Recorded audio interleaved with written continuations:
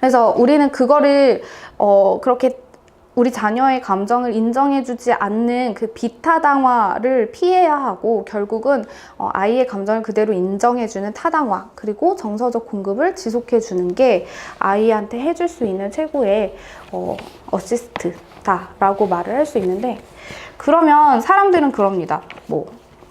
그러면은 어떻게 해야 정서적 공급을 해주는 건데요? 타당화를 어떻게 해주면 되는데요? 라고 얘기를 하세요.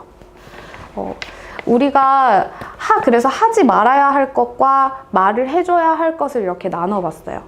첫 번째, 너만 그런 거 아니야. 다들 그래. 이걸 되게 따뜻하게 말씀을 하려고 노력을 하시거든요. 너만 그런 거 아니야. 다 그래. 이거 아무리 따뜻하게 말해도 따뜻하게 들리지 않아요, 아이들한테는. 왜냐면 엄마는 사실 좋은 마음으로 말해요. 나 때도 다 그랬어. 다 성적 맞춰서 가는 거고, 너만 힘든 거 아니야. 꿈 없어도 돼. 이런 식으로 얘기하시는 분들까지 있는데, 이게 아이들한테는 내가 그만큼 힘들 수 있다는 걸 알아주는 걸로 들리지는 않거든요.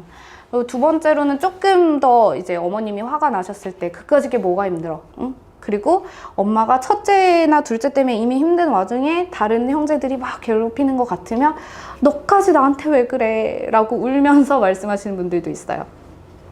그러면 아이들은 나는 엄마한테 그런 얘기를 하면 안 되는 거구나. 내가 그런 얘기를 하면 우리 엄마가 힘들어지니까 내가 어떻게든 해결을 해야 되겠구나 라고 생각을 하게 되죠. 그리고 대화를 하지 않게 됩니다. 세 번째로, 너는 생각이 있니 없니? 그리고 핑계대지 마 라는 얘기. 아이들이 되게 문제 행동을 보이거나 좀 어머님, 아버님께서 마음에 들지 않는 행동을 좀 반복적으로 보이게 되면 나중에는 이제 자녀들이 그 상황을 좀 이용한다. 그리고 내가 이렇게 그것 때문에 잘해주려고 하고 심리치료 받고 상담받고 막 이렇게 하면 아이들이 이 상황 되게 영악하게 이용하려고 하는 것 같다. 나한테 일부러 그러는 것 같다라는 생각을 하기까지에 이르러요. 근데 우리 아이들은 실제로 그런 행동을 할 때에는 이유가 있는 거거든요. 내가 어떤 행동을 했을 때 엄마한테 힘들다고 얘기를 하고 싶은 건데 그 방법을 몰라서 그게 이제 엄마 아빠 눈에는 되게 문제 행동으로 보여지는 그런 경과들이 많아요. 그래서 그러기 이전에 이제 넌 생각이 있니 없니 핑계대지 마 이런 말들을 좀 피하고 우리 아이가 어떤 얘기를 하고 싶은지 조금 더 귀를 기울여 주시는 게 좋죠. 그게 핑계가 아니고 문제 행동이 아니다 라는 것을 좀 염두에 두시면 좋습니다. 그리고 마지막으로 요거는 스카이캐슬에서도 계속 나왔던 얘기인데 다 너 잘 되라고 그러는 거야. 나중에를 위해서 그런 거야. 너 잘 되라고 그러는 거야. 이 얘기를 많이 하시는데 나 잘 되라고 그러려면 내가 뭘 원하는지를 먼저 물어보셔야 되죠. 그래서 그거 없이 그냥 나 다 너 잘 되라고 하는 거야. 잘 생각해 보시면 부모님들 이렇게 잘 마음에 손을 얹고 생각해 보시면 사실은 나 잘 되라고 그러는 걸 수도 있어요.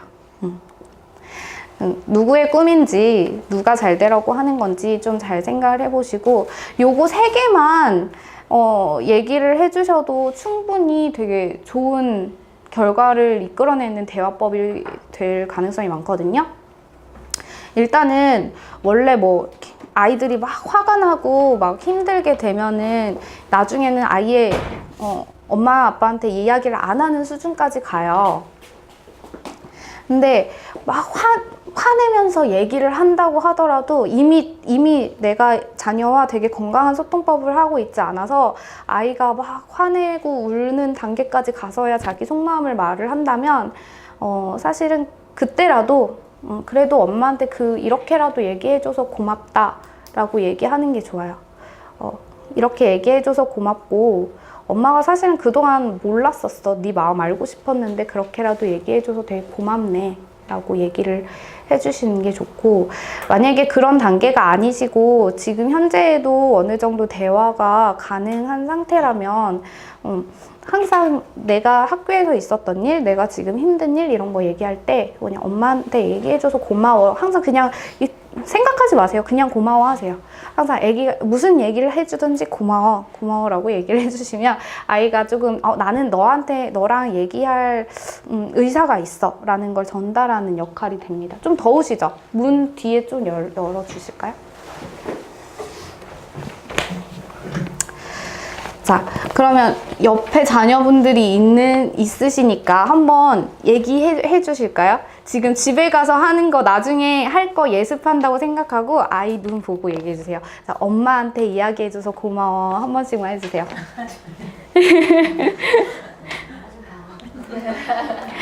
아이들이 되게 쑥스러워하지만 옅게 웃죠.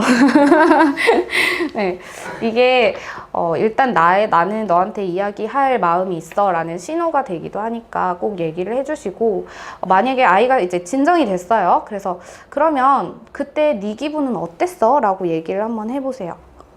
감정이 뭐 격해져 있을 때도 괜찮아요. 너 기분은 어땠어? 네 기분은 어때? 라고 되게 잘하셨어요. 그렇게 얘기를 해주시는 게 좋아요. 왜냐면 이게 정서적인 거를 되게 잘 구분하고 정서 발달이 잘 됐다고 얘기를 하거든요. 심리학 쪽에서는. 근데 정서 발달이 잘 되면 아이가 내 기분이 어떤 생각 때문에 이런 기분이 일어나고 뭐 기분을 충분히 해소할 수 있고 건강한 방식으로 해소할 수 있게 되고 잘 느낄 수 있게 되고 하기 때문에 감정을 항상 물어봐 주시고 이런 느낌이었어 라고 얘기를 하고 아이가 어떤 것 때문에 그런 감정을 느꼈는지 얘기를 하기 시작하면 어머님들도 다 이해하실 거예요.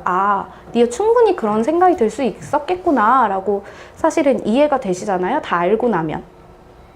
화가 났을 그 당시에는 아이가 뭐 문 쾅 닫고 들어가고 뭐 이런 행동들 때문에 나도 화가 나서 너 지금 그 따위로 행동해 뭐 이런 식으로 말이 나올 수도 있지만 이미 아이 입장에서 전후 사정을 다 듣고 나면 어머님들도 다 이해를 하시기 때문에 그럴 때 쓸 수 있는 말이 3번째예요. 얘기 한번 해보시겠어요? 진짜 그렇겠다. 네 마음 알 것 같다. 그때는 손 꼭 잡아주시면서 얘기하셔도 좋아요. 스킨십도 어느 정도 정서적인 보상이 되기 때문에 진짜 그렇겠다. 네 마음 알 것 같다.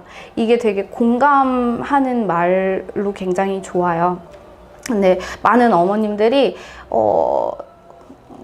막상 하려고 하면 조금 어머님 입장에서도 낯간지럽기도 하고 엄마도 엄마가 처음이고 사실 예전에 나는 이런 걸 받아보지 못했다고 얘기하시는 분들도 되게 많아요.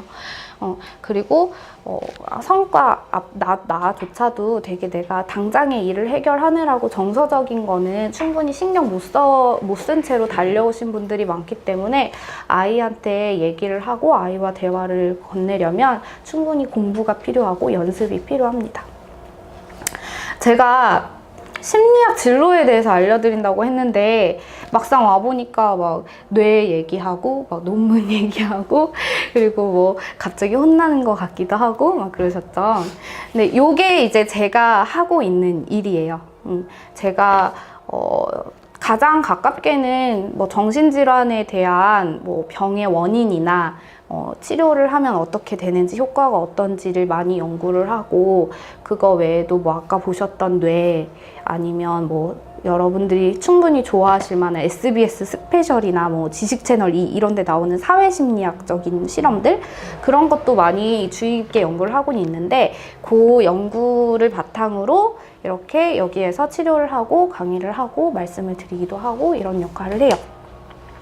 근데 사람들이 되게 그래서 심리학에 관심이 엄청 많거든요. 근데 그런 관심이 좀 잘못된 정보이기는 하지만 좀 사이비 심리학이라던가 아니면 뭐 심리학 서적이라던가 이런 쪽으로도 많이 가고 해서 주위에 찾아보면 심리학에 관심 있는 사람이나 아니면 심리학과 관련된 정보들은 엄청 많이 보실 거예요. 왜 그렇게 사람들은 심리학을 관심을 두고 살펴볼까? 심리학은 되게 많은 걸 말해줄 수 있는 학문이라고 저는 생각을 하는데요. 실제로 어떤 미국에서 최근에 100만 개 이상의 논문을 데이터화해서 분석을 해봤더니 이게 이제 현대 과학을 구성하는 세계 지도라고 보시면 되는 거예요. 지금 과학이 어떤 본질적인 요인을 가지고 어떻게 연구되고 있는지, 그래서 중심 학문이 무엇인지를 알려주는 지도거든요. 그걸 살펴봤더니 7개의 중심적인 학문 영역이 나왔고 그 중에 하나가 심리학으로 나타났어요. 보시면 주변에 공공건강이나 아니면 의학, 정신의학도 있고요. 그리고 신경과학, 이런 쪽하고도 되게 연결이 되면서 되게 많은 학문의 중심적인 역할을 하는, 우리 인천공항 허브공항이라고 하잖아요. 그런 역할을 해주는 거랑 비슷해요. 사이콜로지, 심리학이라는 것 자체가 다른 학문과도 융합을 이루면서 많이 발전을 할 수 있는 기본 학문이 된다라고 얘기를 할 수 있는데, 그러다 보니까 최근에 고려대에서는 이제 심리학을 이학이랑 같이 융합을 시켜서 학부제로 추진을 하는, 실제로 이제 학부제 도입이 되어서 많이 교수님들 모시고 하고 있다고 하더라고요. 그래서 여기 보시면 심리학은 하나의 단과대 안에 속하기에는 학문의 스펙트럼이 너무 넓고 최근에는 뇌과학이나 인지과학과 융합이 돼서 자연과학까지 아우른다, 이런 얘기를 하는데, 실제로 저희가 이렇게 석사나 박사 하게 되면은 국가 연구 과제를 따게 되잖아요. 근데 그럴 때 인문 과제만 따는 게 아니고 이공계열 과제도 다 딸 수가 있어요. 왜냐면 아까 말씀드렸듯이 이런 뇌과학 쪽과도 굉장히 융합이 잘 되고 과학적인 연구 결과를 중요시하기 때문에 여기에서 만약에 고려대, 그래서 여기 나중에 고려대 가시는 분이 있으면, 심리학부로 가시는 분이 있으면 인문학부 학위만 딸 수 있는 게 아니고 여기 이학 학위까지 같이 딸 수 있는 구조거든요. 그래서 이런 식으로 계속 이제 심리학부가 융합을 하면서 과학적인 연구 결과를 중요시하는 학문 중에 하나다라는 걸 알 수 있는데,